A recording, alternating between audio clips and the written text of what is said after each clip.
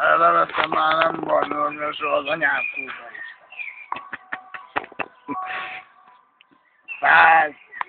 150 kilós volt a sírkű. Oda mentem, felemeltem, azt kivittem. Nem fértek alá az ujjaim, olyan mástam, megfogtam egy gajat. Alá nyúltam, felemeltem, azt kivittem. Csak gazda mit szól? Nem volt ott. 90-95 kiló volt az alja. Alá nyúltam, felemeltem, azt kivittem.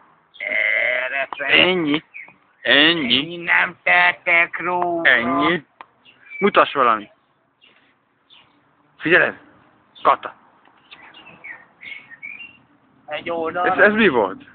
Megyél nekem át, a kocsmába lefogja. Hogy csinálod? Fogja le a kezem, a faszomat érdekli. Lefogja a kezemet, a pafó. Látod milyen jó? Húzza már kapottyúból a csíkot. Kajakra töltök. Oda megyek.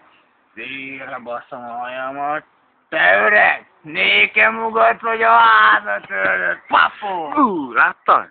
Figyelj, azt mondják Pesten, hogy már nem vagy olyan kemény. Jöjjenek le, fejeljünk össze.